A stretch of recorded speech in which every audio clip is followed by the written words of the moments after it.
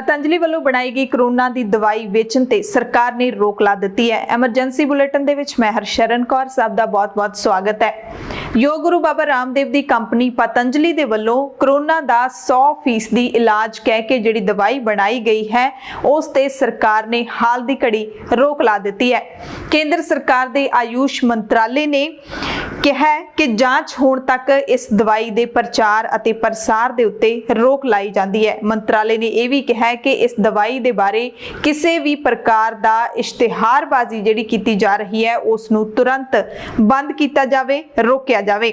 आयुष मंत्रालय ने पतंजलि दे वल्लों कोरोना की दवाई जिहड़ी बनाई गई है उस दे बारे मीडिया रिपोर्टां छपियां ने उस ते सख्त नोटिस लिया है। मंत्रालय ने साफ कहा है कि साडे कोल इस दवाई दे क्लिनिकल ट्रायल, इस दे दावियां दी सच्चाई जां फिर इस दे वेरविਆਂ ਦੇ बारे कोई जानकारी नहीं है। पतंजलि ने मंगलवार ਨੂੰ कोरोनिल गोलियां ਅਤੇ ਸ਼ਵਾਸਰੀ ਵਟੀ ਨਾਂ ਦੀਆਂ 2 ਦਵਾਈਆਂ ਲਾਂਚ ਕੀਤੀਆਂ ਤੇ ਕੰਪਨੀ ਨੇ ਦਾਅਵਾ ਕੀਤਾ ਕਿ ਇਹ ਦਵਾਈਆਂ ਕੋਵਿਡ-19 ਦਾ ਇਲਾਜ ਕਰਨਗੀਆਂ। ਯੋਗ ਗੁਰੂ ਰਾਮਦੇਵ ਨੇ ਹਰਿਦੁਆਰ ਦੇ ਵਿੱਚ ਜਦੋਂ ਇਸ ਦਵਾਈ ਨੂੰ ਲਾਂਚ ਕੀਤਾ ਤਾਂ ਕਿਹਾ ਕਿ ਅਸੀਂ ਕੋਵਿਡ-19 ਦੀ ਮਹਾਮਾਰੀ ਦੇ ਇਲਾਜ ਲਈ ਸਬੂਤਾਂ ਦੇ ਆਧਾਰ ਉੱਤੇ ਪਹਿਲੀ ਆਯੁਰਵੈਦਿਕ ਦਵਾਈ ਸ਼ਵਾਸਰੀ ਵਟੀ ਕੋਰੋਨਿਲ ਤਿਆਰ ਕੀਤੀ ਹੈ। ਇਹ ਦਵਾਈ ਪ੍ਰਯੋਗਸ਼ਾਲਾ ਦੇ ਵਿੱਚ ਟੈਸਟ, ਖੋਜ ਅਤੇ ਕਲੀਨਿਕਲ ਟ੍ਰਾਇਲ ਤੋਂ ਬਾਅਦ ਤਿਆਰ ਕੀਤੀ ਗਈ ਹੈ। ਰਾਮਦੇਵ ਨੇ ਦਾਅਵਾ ਕੀਤਾ ਕਿ ਅਸੀਂ ਇਹ ਟ੍ਰਾਇਲ ਕੀਤਾ ਹੈ ਕਿ 69% ਮਰੀਜ਼ ਨੇ ਜਿਹੜੇ ਉਹ 3 ਦਿਨਾਂ ਵਿੱਚ ਅਤੇ ਇਹ ਦਵਾਈ ਖਾਣ ਨਾਲ 100% ਕੋਰੋਨਾ ਦੇ ਮਰੀਜ਼ ਨੇ ਜਿਹੜੇ ਉਹ 7 ਦਿਨਾਂ ਦੇ ਵਿੱਚ ਠੀਕ ਹੋ ਗਏ। यानी कि दावा पूरा ठोकिया गया है कि 100% इलाज कर दिया है ये दवाई कोरोना दे मरीजां दा। ये कहते हुए गौरव अनुभव कर रहे हैं कि कोरोना की पहली Ayurvedic clinically control trial based evidence research based medicine Patanjali research centre और नीम्स के संयुक्त प्रयास से तैयार हो गई है। इसके लिए हम आप सभी साइंटिस्टों का बहुत बहुत अभिनंदन करते हैं। आज बहुत गौरव का क्षण। सबसे बड़ी बात यह थी 3 दिन के अंदर 69% रोगी उसमें रिकवर हो गए, अर्थात पॉजिटिव से नेगेटिव हो गए। यह इतिहास की बहुत बड़ी घटना है। ये कोरोनिल है, ये श्वासारी है, तो एक बार जोरदार अभिनंदन हो जाए। श्वासारी जो हमारे रेस्पिरेटरी सिस्टम के ऊपर सबसे पहले काम करता है और क्योंकि सबसे पहले जो अटैक करता है कोरोना हमारे रेस्पिरेटरी सिस्टम पर, हमारे एल्वोलाइज पर अटैक करता है, उसको एक्यूपाई करके उसके अंदर के ऑक्सीजनेशन को कम कर देता है और इसीलिए जब बहुत ज़्यादा कमी हो जाती है ऑक्सीजन की और हमारे फेफड़ों के जो एल्वोलाइज जो कम काम करना शुरू कर देते हैं तो फिर बाहर से उसको आर्टिफिशियल ऑक्सीजन देने के लिए वेंटिलेटर पर ले जाना पड़ता है और तब भी कई बार बॉडी सपोर्ट नहीं कर पाती है। तो श्वासारी देने से हमारा रेस्पिरेटरी सिस्टम इतना स्ट्रोंग हो जाता है कि कोरोना के अटैक से हम अपने आप को प्रोटेक्ट कर पाते हैं और ये साथ साथ में जो उसके कॉम्प्लिकेशंस हैं, सर्दी, जुकाम, बुखार, उनको एक साथ डील करती है ये श्वासारी। रेस्पिरेटरी सिस्टम को ठीक करना और साथ में जो कोरोना के कॉम्प्लिकेशंस हैं, सर्दी, जुकाम, कफ, फीवर, उनको एक साथ डील करता है श्वासारी। सरकार ने जदों पतंजलि दी इस दवाई दे उत्ते रोक ला दी है तो पतंजलि कंपनी के CEO बालकृष्ण ने दावा किया है कि उन्हां दी संस्था ने, उन्हां दी कंपनी ने तीजी धिर दी सहायता दे नाल क्लिनिकल ट्रायल कीते ने जिस नाल कोरोनिल दा सेवन करने वाले कोविड-19 दे मरीजां नूं 100% राहत मिली है। यानी कि रामदेव ने भी 100% इलाज का दावा किया ते बालकृष्ण ने भी। सरकारी मंत्रालय ने जानकारी दी है कि असी पतंजलि कंपनी नूं ये जानकारी पहुंचा दी है कि भारत दे विच कोई भी आयुर्वेदिक दवाई जां फिर आयुर्वेदिक दवाई दे प्रचार लई दिते गए इश्तिहार ने जिहड़े ओ drug and magic remedies act 1954 ਅਤੇ कोरोना महामारी बारे केंद्र सरकार दीयां हदायतां दे अधीन आउंदे ने। मंत्रालय ने 21 अप्रैल 2020 ਨੂੰ ਇੱਕ ਨੋਟੀਫਿਕੇਸ਼ਨ ਵੀ ਜਾਰੀ ਕੀਤਾ ਸੀ ਜਿਹਦੇ ਵਿੱਚ ਸਾਫ਼ ਤੌਰ ਤੇ ਕਿਹਾ ਗਿਆ ਸੀ ਕਿ ਆਯੂਸ਼ ਮੰਤਰਾਲੇ ਦੀ ਨਿਗਰਾਨੀ ਹੇਠ ਕੋਵਿਡ-19 ਉੱਤੇ ਖੋਜ ਅਧਿਐਨ ਕਿਵੇਂ ਕੀਤਾ ਜਾਵੇਗਾ। यानी कि आयुष ਮੰਤਰਾਲੇ ਦੀ ਨਿਗਰਾਨੀ ਤੋਂ ਬਿਨਾਂ ਭਾਰਤ ਦੇ ਵਿੱਚ ਕੋਈ ਵੀ ਕੰਪਨੀ, ਚਾਹੇ ਆਯੁਰਵੈਦਿਕ ਹੈ ਚਾਹੇ ਹੋਮਿਓਪੈਥਿਕ ਹੈ, ਉਹ ਕੋਈ ਵੀ ਕੰਪਨੀ ਖੋਜ ਕੰਮ ਸ਼ੁਰੂ ਨਹੀਂ ਕਰ ਸਕਦੀ। ਮੰਤਰਾਲੇ ਨੂੰ ਇਸ ਦਾ ਪਤਾ ਹੋਣਾ ਚਾਹੀਦਾ ਹੈ। ਮੰਤਰਾਲੇ ਨੇ ਇਹ ਵੀ ਪੁੱਛਿਆ ਹੈ ਪਤੰਜਲੀ ਨੂੰ ਕਿ ਨਮੂਨੇ ਦਾ ਆਕਾਰ ਕੀ ਸੀ।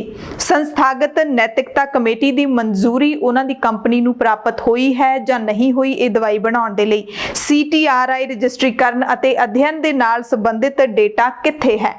ਮੰਤਰਾਲੇ ਨੇ ਸਪਸ਼ਟ ਤੌਰ ਤੇ ਕਿਹਾ ਕਿ ਜਦੋਂ ਤੱਕ ਇਹਨਾਂ ਸਾਰੇ ਮਾਮਲਿਆਂ ਦੀ ਜਾਂਚ ਨਹੀਂ ਕੀਤੀ ਜਾਂਦੀ ਉਦੋਂ ਤੱਕ ਪਤੰਜਲੀ ਕੰਪਨੀ ਕਰੋਨਾ ਦੀ ਇਸ ਦਵਾਈ ਨੂੰ ਨਹੀਂ ਵੇਚ ਸਕਦਾ ਤੇ ਨਾ ਹੀ ਇਸ ਦਾ ਪ੍ਰਚਾਰ ਕੀਤਾ ਜਾ ਸਕਦਾ ਹੈ। ਇਸ ਦੇ ਨਾਲ ਹੀ ਮੰਤਰਾਲੇ ਨੇ ਉੱਤਰਾਖੰਡ ਸਰਕਾਰ ਦੀ ਲਾਇਸੈਂਸੀ ਅਥਾਰਟੀ ਤੋਂ ਡਰੱਗ ਲਾਇਸੈਂਸ ਦੀ ਇੱਕ ਕਾਪੀ ਮੰਗੀ ਹੈ ਅਤੇ ਉਤਪਾਦ ਦੀ ਮਨਜ਼ੂਰੀ ਦੇ ਵੇਰਵੇ ਉਪਲਬਧ ਕਰਵਾਉਣ ਦੇ ਲਈ ਵੀ ਕਿਹਾ ਹੈ।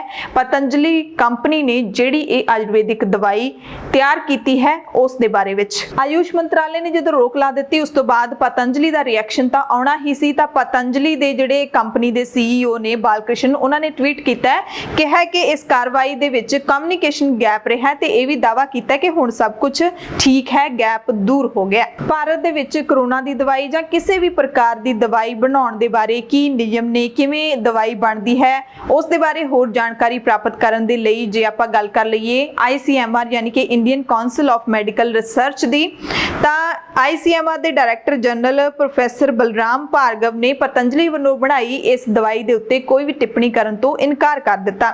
ਉਹਨਾਂ ਤੋਂ ਸਵਾਲ ਪੁੱਛਿਆ BBC ਨੇ ਕਿ ਕੀ COVID-19 ਦੇ ਮਰੀਜ਼ਾਂ ਦੇ ਇਲਾਜ ਲਈ ਕੋਰੋਨਿਲ ਨਾਮ ਦੀ ਦਵਾਈ ਨੂੰ ਕਾਰਗਰ ਕਹਿਣਾ ਸਹੀ ਹੈ। ਉਹਨਾਂ ਨੇ ਕਿਹਾ ਕਿ ਮੈਂ ਅਜਿਹੀ ਕਿਸੇ ਵੀ ਦਵਾਈ ਦੇ ਬਾਰੇ ਟਿੱਪਣੀ ਨਹੀਂ ਕਰਨਾ ਚਾਹੁੰਦਾ, ਪਰ ICMR ਇਸ ਦਵਾਈ ਨਾਲ ਜੁੜੇ ਕਿਸੇ ਵੀ ਪ੍ਰਯੋਗ ਦੇ ਵਿੱਚ ਜਾਂ ਕਿਸੇ ਵੀ ਯਤਨ ਦੇ ਵਿੱਚ ਸ਼ਾਮਲ ਨਹੀਂ ਹੋਇਆ। ਹੁਣ ਗੱਲ ਕਰ ਲੈਂਦੇ ਹਾਂ CDSO ਯਾਨੀ ਕਿ central drugs standard control organisation. ਇਸ ਦੇ ਇੱਕ ਸੀਨੀਅਰ ਅਧਿਕਾਰੀ ਦੇ ਮੁਤਾਬਿਕ ਨਾਮ ਲੈਣ ਤੋਂ ਇਨਕਾਰ ਕੀਤਾ ਗਿਆ ਕਿ ਆਮ ਹਾਲਾਤਾਂ ਦੇ ਵਿੱਚ ਇੱਕ ਦਵਾਈ ਵਿਕਸਿਤ ਕਰਨ ਦੇ ਵਿੱਚ, ਕਲੀਨਿਕਲ ਟ੍ਰਾਇਲ ਉਹਦੇ ਕਰਨ ਦੇ ਵਿੱਚ ਅਤੇ ਇਸ ਦੀ ਮਾਰਕੀਟਿੰਗ ਸ਼ੁਰੂ ਕਰਨ ਦੇ ਵਿੱਚ ਘੱਟੋ ਘੱਟ 3 ਸਾਲ ਲੱਗਦੇ ਨੇ ਤੇ ਦਵਾਈ ਨੂੰ ਮਾਰਕੀਟ ਵਿੱਚ ਆਉਣ ਦੇ ਵਿੱਚ 10 ਮਹੀਨੇ ਤੋਂ 1 ਸਾਲ ਦਾ ਸਮਾਂ ਲੱਗਦਾ ਹੈ। ਯਾਨੀ ਕਿ ਕੋਈ ਵੀ ਦਵਾਈ ਤੁਸੀਂ ਬਣਾਉਣੀ ਹੈ, ਉਸ ਦੇ ਟ੍ਰਾਇਲ ਕਰਨੇ ਨੇ, ਫਿਰ ਉਸ ਦੀ ਮਾਰਕੀਟਿੰਗ ਕਰਨੀ ਹੈ, 3 ਸਾਲ ਦਾ ਸਮਾਂ ਚਾਹੀਦਾ ਹੈ। ਉਸ ਤੋਂ ਬਾਅਦ ਜਦੋਂ ਬਾਜ਼ਾਰ ਦੇ ਵਿੱਚ ਕੱਢਣੀ ਹੈ ਤਾਂ 1 ਸਾਲ ਦਾ ਸਮਾਂ ਹੋਰ ਲੱਗਦਾ ਹੈ, ਯਾਨੀ ਕਿ ਪੂਰੇ 4 ਸਾਲ ਲੱਗਦੇ ਨੇ। ਪਰ ਕੁਝ ਹਫ਼ਤਿਆਂ ਦੇ ਵਿੱਚ ਹੀ ਪਤੰਜਲੀ ਨੇ ਕੋਰੋਨਿਲ ਨਾਂ ਦੀ ਦਵਾਈ ਕਿਵੇਂ ਬਣਾ ਦਿੱਤੀ ਕਿ ਇਹ ਕਾਰਨਾਮਾ ਨਹੀਂ ਕਿਹਾ ਜਾ ਸਕਦਾ ਕਿ ਜੇ ਸੱਚਮੁੱਚ ਦਵਾਈ ਬਣਾਈ ਹੈ ਤਾਂ ਸੱਚਮੁੱਚ ਕੋਈ ਕ੍ਰਿਸ਼ਮਾ ਹੀ ਵਾਪਰਿਆ ਹੋਏਗਾ ਕਿ ਇੰਨੀ ਜਲਦੀ ਪੂਰੀ ਦੁਨੀਆ ਦੇ ਸਾਇੰਟਿਸਟ ਜਿੱਥੇ ਲੱਗੇ ਹੋਏ ਨੇ COVID-19 ਦੀ ਦਵਾਈ ਬਣਾਉਣ ਦੇ ਲਈ ਉਸਦੇ ਐਕਸਪੈਰੀਮੈਂਟ ਕੀਤੇ ਜਾ ਰਹੇ ਨੇ, ਪਹਿਲਾਂ ਜਾਨਵਰਾਂ ਤੇ ਫਿਰ ਮਨੁੱਖਾਂ ਤੇ, ਪਰ ਹਾਲੇ ਤੱਕ ਕੋਈ ਵੀ ਟੀਕਾ ਜਿਹੜਾ ਉਹ ਸਕਸੈਸਫੁਲ ਨਹੀਂ ਹੋਇਆ। ਪਰ ਪਤੰਜਲੀ ਨੇ ਇਸ ਦੀ ਦਵਾਈ ਬਣਾਉਣ ਦਾ ਦਾਅਵਾ ਵੀ ਕਰ ਦਿੱਤਾ। ਕੱਲ ਪੂਰੇ ਬੇਖੌਫ ਤਰੀਕੇ ਦੇ ਨਾਲ ਪਤੰਜਲੀ ਦੇ ਜਿਹੜੇ ਸੰਸਥਾਪਕ ਨੇ ਯੋਗ ਗੁਰੂ ਬਾਬਾ ਰਾਮਦੇਵ, CEO ਬਾਲਕ੍ਰਿਸ਼ਨ, ਉਹ ਆਉਂਦੇ ਨੇ ਇੱਕ ਵੱਡੀ ਟੀਮ ਦੇ ਨਾਲ। ਉਹਨਾਂ ਨੇ ਆ ਕੇ ਦਵਾਈ ਲਾਂਚ ਕੀਤੀ, ਨਾਮ ਕੋਰੋਨਿਲ ਰੱਖਿਆ, ਪਰ ਸਰਕਾਰ ਨੂੰ ਇਸ ਦੇ ਬਾਰੇ ਕੋਈ ਜਾਣਕਾਰੀ ਨਹੀਂ ਸੀ। ਅਸੀਂ ਵੀ ਇਹ ਖਬਰ ਦਿਖਾਈ ਸੀ, ਪਰ ਅਸੀਂ ਨਾਲ ਹੀ ਦਰਸ਼ਕਾਂ ਨੂੰ ਇਹ ਜਾਣਕਾਰੀ ਦਿੱਤੀ ਸੀ ਕਿ ਸਰਕਾਰ ਦਾ ਕੋਈ ਵੀ ਨੁਮਾਇੰਦਾ ਜਾਂ ਕੋਈ ਵੀ ਮੰਤਰੀ ਇਸ ਦੇ ਵਿੱਚ ਸ਼ਾਮਲ ਨਹੀਂ ਸੀ ਜੋ ਦਵਾਈ ਲਾਂਚ ਕੀਤੀ ਹੈ। ਸੋ ਹਾਲੇ ਤੁਸੀਂ ਇਸ ਦਵਾਈ ਨੂੰ ਨਾ ਲਿਓ, ਨਾ ਇਸ ਦਾ ਸੇਵਨ ਕਰਿਓ ਡਾਕਟਰਾਂ ਦੀ ਸਲਾਹ ਤੋਂ ਬਿਨਾਂ ਤੇ ਸਰਕਾਰ ਦੀ ਰਿਕਮੈਂਡੇਸ਼ਨ ਤੋਂ ਬਿਨਾਂ। ਅਸੀਂ ਇਹ ਜਾਣਕਾਰੀ ਨਾਲ ਹੀ ਦਰਸ਼ਕਾਂ ਨੂੰ ਦਿੱਤੀ ਸੀ ਤੇ ਉਹੀ ਗੱਲ ਹੁਣ ਹੋ ਗਈ ਹੈ ਤੇ ਸਰਕਾਰ ਨੇ ਕੱਲ ਰਾਤ ਤੱਕ ਹੀ ਇਸ ਦਵਾਈ ਦੇ ਉੱਤੇ ਰੋਕ ਲਾ ਦਿੱਤੀ ਸੀ। CDSO ਦੇ ਅਧਿਕਾਰੀਆਂ ਨੇ ਵੀ ਕਿਹਾ ਕਿ ਪਤੰਜਲੀ ਨੇ ਜਿਹੜੀ ਇਹ ਦਵਾਈ ਬਣਾਈ ਹੈ ਉਸ ਦੇ ਬਾਰੇ ਸਾਨੂੰ ਕੁਝ ਵੀ ਪਤਾ ਨਹੀਂ, ਯਾਨੀ ਕਿ ਸੰਸਥਾ ਨੂੰ ਕੋਈ ਜਾਣਕਾਰੀ ਨਹੀਂ ਸੀ ਕਿ ਇਹ ਦਵਾਈ ਕਦੋਂ ਤੋਂ ਬਣ ਰਹੀ ਸੀ, ਕੌਣ ਬਣਾ ਰਿਹਾ ਸੀ, ਕਦੋਂ ਇਹ ਆਉਣੀ ਹੈ, ਕੋਈ ਜਾਣਕਾਰੀ ਨਹੀਂ ਸੀ। ਸੋ ਇਸ ਪੂਰੇ ਮਾਮਲੇ ਦੇ ਵਿੱਚ ਬਹੁਤ ਸਾਰੇ ਸਵਾਲ ਉੱਠਦੇ ਨੇ ਕਿ ਕੀ ਪਤੰਜਲੀ ਕੰਪਨੀ ਨੇ ਇਹ ਦਵਾਈ ਬਣਾ ਕੇ ਲੋਕਾਂ ਦੇ ਨਾਲ ਮਜ਼ਾਕ ਕੀਤਾ ਹੈ? ਕੀ COVID-19 ਦੀ ਦਵਾਈ ਬਣਾਉਣੀ ਹੈ, ਜਿਹੜੀ COVID-19 ਦੇ ਇਲਾਜ ਦੀ ਦਵਾਈ ਬਣਾਉਣੀ ਹੈ, ਕੀ ਉਹ ਇੱਕ ਮਜ਼ਾਕ ਹੈ? ਇੰਨੀ ਜਲਦੀ ਦਵਾਈ ਬਣ ਸਕਦੀ ਹੈ ਬਿਨਾਂ ਐਕਸਪਰਟਸ ਦੀ ਟੀਮ ਤੋਂ, ਬਿਨਾਂ ਵਿਗਿਆਨੀਆਂ ਤੋਂ, ਡਾਕਟਰਾਂ ਤੋਂ, ਮਾਹਿਰਾਂ ਦੀ ਟੀਮ ਤੋਂ ਬਿਨਾਂ ਪਤੰਜਲੀ ਨੇ ਇਹ ਦਵਾਈ ਆਖਿਰਕਾਰ ਇੰਨੇ ਥੋੜੇ ਸਮੇਂ ਦੇ ਵਿੱਚ ਕਿਵੇਂ ਤਿਆਰ ਕਰ ਲਈ? ਇਹ ਵੀ ਸਵਾਲ ਉੱਠਦਾ ਹੈ ਕਿ ਪਤੰਜਲੀ ਦੀ ਟੀਮ ਹੈ ਜਿਹੜੀ ਉਹ ਕਦੋਂ ਤੋਂ ਇਹ ਦਵਾਈ ਤਿਆਰ ਕਰਨ ਲੱਗੀ ਸੀ ਤੇ ਕਿੰਨਾ ਟਾਈਮ ਇਸ ਨੂੰ ਲੱਗਿਆ ਹੈ, ਕੌਣ-ਕੌਣ ਇਸ ਦੇ ਵਿੱਚ ਸ਼ਾਮਿਲ ਹੋਇਆ ਹੈ। ਇਸ ਬਾਰੇ ਸਰਕਾਰ ਨੂੰ ਜਾਣਕਾਰੀ ਕਿਉਂ ਨਹੀਂ ਆਖਿਰਕਾਰ ਦਿੱਤੀ ਗਈ? ਜਦੋਂ ਦਵਾਈ ਲਾਂਚ ਕਰਨੀ ਸੀ ਉਦੋਂ ਵੀ ਸਰਕਾਰ ਦੇ ਆਯੂਸ਼ ਮੰਤਰਾਲੇ ਨੂੰ ਜਾਂ ਫਿਰ ਹੋਰ ਜਿਹੜੇ ਅਹਿਮ ਮੰਤਰਾਲੇ ਨੇ, ਸਿਹਤ ਮੰਤਰਾਲਾ ਜਾਂ ਸਰਕਾਰ ਦਾ ਕੋਈ ਵੀ ਮੰਤਰੀ, ਉਸ ਨੂੰ ਕੋਈ ਜਾਣਕਾਰੀ ਕਿਉਂ ਨਹੀਂ ਸੀ? ਪਤੰਜਲੀ ਨੇ ਜਦੋਂ ਇਹ ਦਵਾਈ ਤਿਆਰ ਕੀਤੀ ਹੈ ICMR ਤੱਕ ਨੂੰ ਨਹੀਂ ਦੱਸਿਆ ਗਿਆ। ਆਖਿਰਕਾਰ ਇੰਨੇ ਗੁਪਤ ਤਰੀਕੇ ਦੇ ਨਾਲ ਇਹ ਦਵਾਈ ਕਿਉਂ ਤਿਆਰ ਕੀਤੀ ਗਈ ਹੈ ਤੇ ਇੰਨੇ ਗੁਪਤ ਤਰੀਕੇ ਦੇ ਨਾਲ ਇੱਕਦਮ ਇਸ ਨੂੰ ਲਾਂਚ ਕੀਤਾ ਗਿਆ ਬਿਨਾਂ ਕਿਸੇ ਸਰਕਾਰ ਨੂੰ ਜਾਣਕਾਰੀ ਦਿੱਤੇ ਤੋਂ? ਜੇ ਸਾਡੇ ਮੁਲਕ ਦੇ ਵਿੱਚ COVID-19 ਦੇ ਇਲਾਜ ਦੀ ਦਵਾਈ ਤਿਆਰ ਹੋ ਰਹੀ ਸੀ ਤਾਂ ਆਖਿਰਕਾਰ ਸਰਕਾਰ ਨੂੰ ਇਸ ਦੀ ਜਾਣਕਾਰੀ ਕਿਉਂ ਨਹੀਂ ਸੀ? ਸਵਾਲ ਇਹ ਵੀ ਉੱਠਦਾ ਹੈ ਕਿ ਕੀ ਪਤੰਜਲੀ ਦੇ ਜਿਹੜੇ ਸੰਸਥਾਪਕ ਨੇ ਉਹ ਲੋਕਾਂ ਨੂੰ ਮੂਰਖ ਸਮਝਦੇ ਨੇ ਕਿ ਉਹ ਜਿਹੜੀ ਵੀ ਦਵਾਈ ਬਣਾਉਣਗੇ ਤੇ ਲੋਕ ਅੱਖਾਂ ਬੰਦ ਕਰਕੇ ਉਸ ਦਾ ਸੇਵਨ ਕਰਨਗੇ? ਸੋ ਬਹੁਤ ਸਾਰੇ ਸਵਾਲ ਉੱਠਦੇ ਨੇ ਪਤੰਜਲੀ ਕੰਪਨੀ ਤੇ ਸਰਕਾਰ ਨੇ ਵੀ ਇਸੇ ਕਰਕੇ ਹੀ ਰੋਕ ਲਗਾਈ ਹੈ ਕਿ ਕਿਤੇ ਇਹ ਦਵਾਈ ਦਾ ਸੇਵਨ ਕਰਨ ਦੇ ਨਾਲ ਭਾਰਤ ਦੇ ਵਿੱਚ ਲੋਕਾਂ ਨੂੰ ਕੋਈ ਹੋਰ ਸਮੱਸਿਆ ਨਾ ਹੋ ਜਾਵੇ, ਕਿਉਂਕਿ ਇੱਕ ਦਵਾਈ ਹੈ ਮਾਰਕੀਟ ਦੇ ਵਿੱਚ ਆਉਣੀ ਹੈ, ਕੋਈ ਖੇਡ ਨਹੀਂ ਹੈਗਾ। ਸਿਰਫ ਪੈਸਿਆਂ ਦੀ ਖਾਤਰ ਤੁਸੀਂ ਇਸ ਤਰੀਕੇ ਦੇ ਨਾਲ ਕੋਈ ਵੀ ਦਵਾਈ ਹੈ ਜਿਹੜੀ ਉਹ ਲਾਂਚ ਨਹੀਂ ਕਰ ਸਕਦੇ। ਐਮਰਜੈਂਸੀ ਬੁਲੇਟਿਨ ਦੇਖਣ ਵਾਲੇ ਦਰਸ਼ਕਾਂ ਦਾ ਬਹੁਤ ਬਹੁਤ ਧੰਨਵਾਦ।